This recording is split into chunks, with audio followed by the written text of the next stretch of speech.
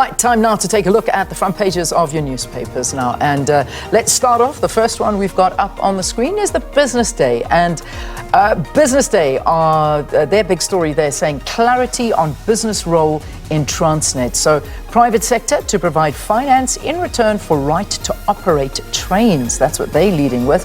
Private sector companies that provide finance for maintenance and infrastructure upgrades for South Africa's ailing freight rail network, which is now the sole responsibility of Transnet, will receive preferential service and rates to transport their goods to and from the country's ports. That's just the opening paragraph of that story, so that's going into it. There's also a lovely photograph on the front page, and that's of celebrations, the battle for the throne. So that's what's going on outside of court at the moment. That's the Pretoria High Court on Monday.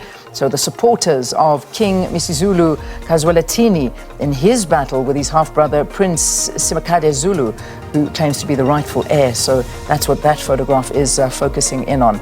Then finally, the other one on this, not finally, but also on the corner there, strike will disrupt Home Affairs and SASA services at government departments and state agencies, including Home Affairs, Employment and Labour and SASA, could be affected when a public service union embark on a total shutdown for above inflation wage increases. That's happening tomorrow. I'll tell you what, I also find the other story there interesting. Clock is ticking for SASFIN results. So SASFIN apparently have not returned their financials, and the JSE at this particular point are threatening to actually delist them, I think.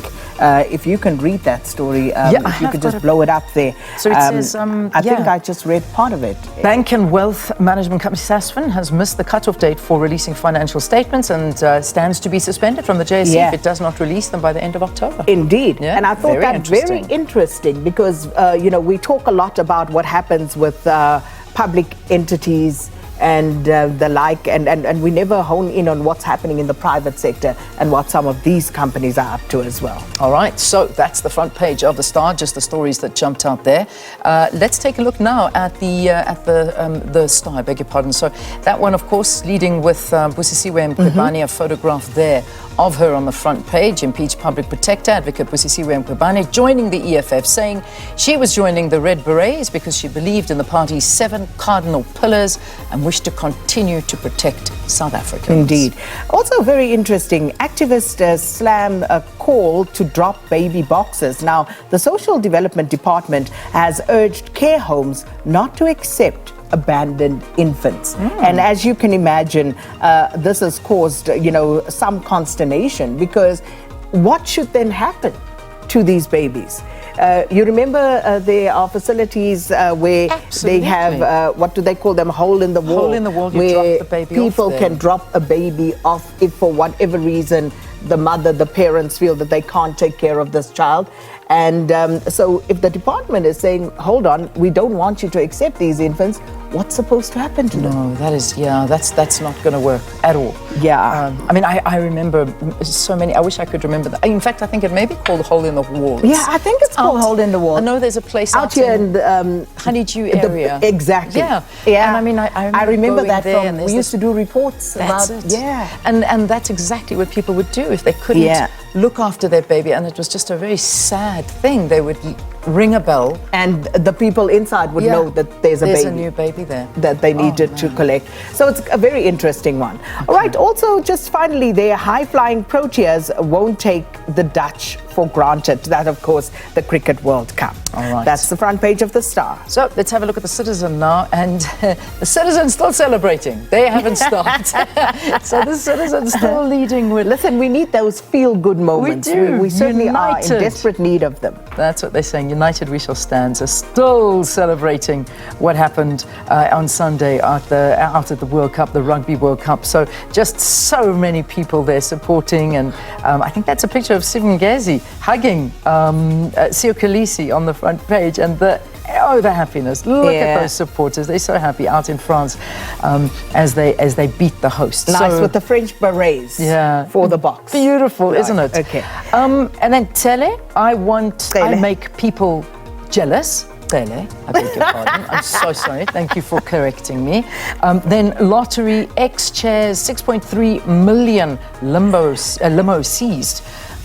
Goodness me, who's that? I can't read that, but somebody's limo has been seized. I think they've actually seized quite a bit of money. I think, if I'm not mistaken, in excess of 200-300 million rand. With regard to this particular thing, but it's a story in one of the other papers, if not this one, this morning. I'll have a look. And then also, Shoprite's Visa sells 1 billion rand worth of shares. Now that was quite a story.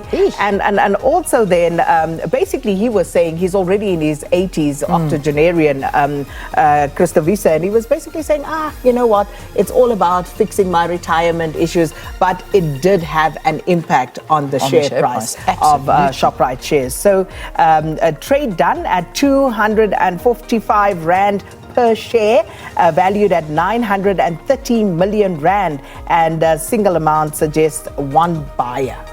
One person bought those shares. Holy moly. Yeah. All right. Okay, there we go. So that's the Citizen. And then finally, let's wrap up the newspapers before we get into our news bulletin. That, of course, is the Sowetan. And the Sowetan also taking the same picture there outside of the Pretoria High Court. And that's that battle that's happening for the throne. So, and also the King's throne there. Inside bogus doctor's home is the other story. Another one. Yeah. Can you believe it? Kingsley Chele, who was rearrested after an escape, kept scrubs, sick notes at his apartment, and claimed he studied medicine in the UK. Neighbours say he claimed to have registered a political party to contest the elections next year.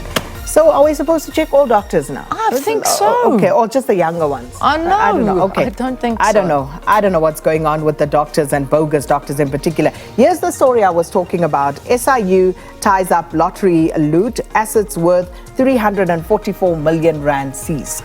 And also, Bafana, watch the Bokke and learn, and why the Proteas aren't wilting. All of those in the back pages of today's Sowetan. All right, it is 7 o'clock. Also, you remember you can read all these stories on and more on the SABC website, www.sabcnews.com. Please visit the website for everything, updated stories, everything is there, as you can see.